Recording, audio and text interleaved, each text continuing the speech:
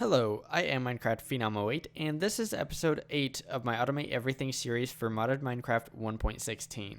In today's episode, I will be automating the production of potions by using the mods Thermal Expansion and Applied Energistics 2, so let's get started. So the first thing that we'll need is some water and some energy, which I already have set up. Right here, I'm going to place down an aqueous accumulator, and that will give me water if I place it next to 3 water blocks like so, and that will give me water. If we right click it, this gives me water. So cool. So the next thing I'm going to do is I'm going to throw down a phytogenic isolator, and I'm going to go ahead and put it, I think, in this configuration, and we need to tell it to let's actually blank all those settings, and then let's go ahead and see if we can get water automatically through that, and we can. And what we're going to do is we are going to set up this to be output to the right side.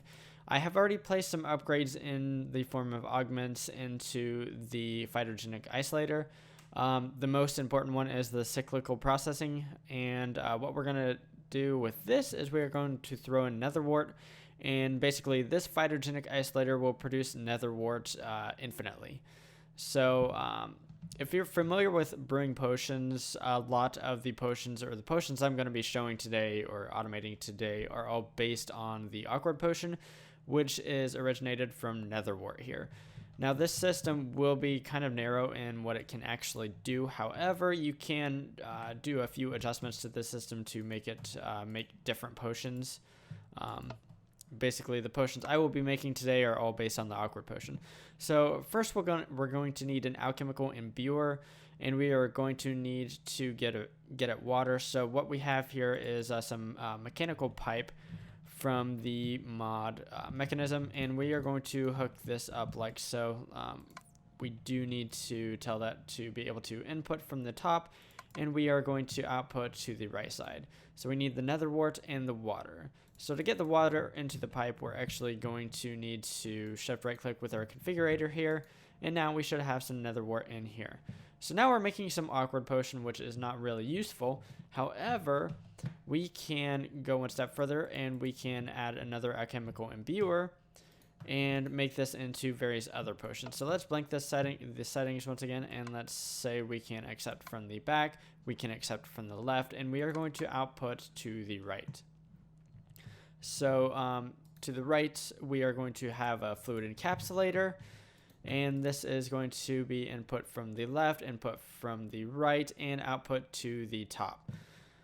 Okay, so we're almost done here, but before we are done with that, we need to add some flux cable here because we are going to be exporting some glass bottles into this fluid encapsulator. So what this fluid encapsulator will do is it will take any of the potions gathered from this alchemical imbuer, and it will put them into bottles. So what we're going to do is we're going to tell this export bus to give this bottles, and we do need to throw in a crafting card. That way the ME system is able to craft glass bottles when it needs to fill the fluid encapsulator. The final part of this fluid encapsulator system here is an import bus, and basically the outputted potions will come out the top into the import bus and into the ME system.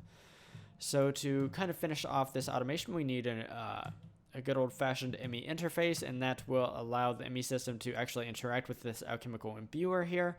And then just to make things a little bit simpler, I am also going to throw on an ME pattern terminal. That way I can make the patterns right here for the alchemical imbuer. So if we take a look at some of the recipes for the alchemical imbuer, and actually we don't even need, actually let's go ahead and do that. So the alchemical imbuer, let's right click, and let's find some best recipes based on the awkward potion. So if you'll notice, there are several different base potions, such as the mundane potion, and we could make other things with the mundane potion. Maybe. Okay, maybe not.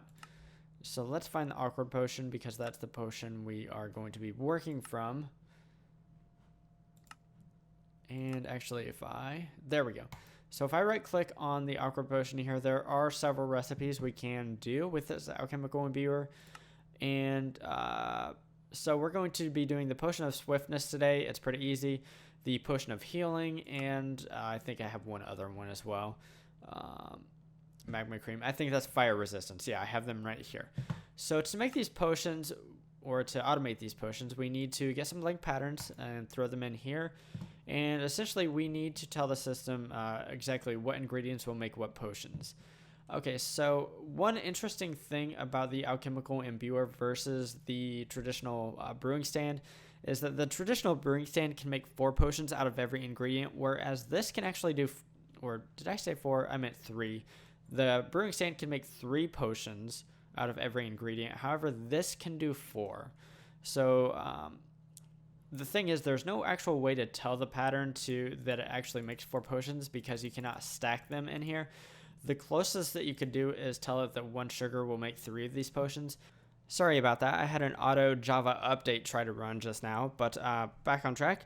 So this system won't actually give you a perfect recipe. You'll actually get 1 more potion than you would actually the system knows you're going to get, but everything should still work as intended. You're just going to get extra potions when you tell the system to make these potions. So, and unfortunately, like I was trying to say, these don't stack in here. So the closest you can do is tell it that it makes 3 of these potions, but it actually makes 4. So let's go ahead and throw these patterns into the IMI interface here, and let's tell it to make a potion. So if we go into this, let's actually, can I grab all my potions? So I have no potions of fire resistance in here. If I go ahead and tell it to make 1, it'll actually make 3. If I go ahead and tell it to make 3, it'll actually make 4. And when I said 1, it actually makes 4, not 3. Sorry about that. But basically, it'll make them in increments of 4, but it will tell you that it's making them in increments of 3. I know that's a little confusing, but let's go ahead and do that. And as we can see, that happened really, really quickly. But we do have the 4 potions in here. It made 4 of them instead of 3. But that's pretty awesome. You can't make every single potion in the game with this, but you can make quite a few of the potions in the game with this type of system.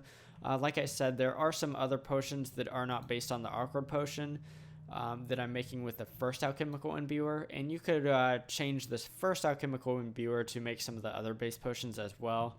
And so you could change the system to be able to make other potions. So that is how you automate the manufacturing of some potions in modern Minecraft with the help of thermal expansion and applied energistics 2. If you learned something, feel free to drop a like down below. If you are interested in learning more about automation in modern Minecraft, definitely consider subscribing to my channel if you haven't already. Anyways, signing off, I am Minecraft Phenom 08, and I will see you next time.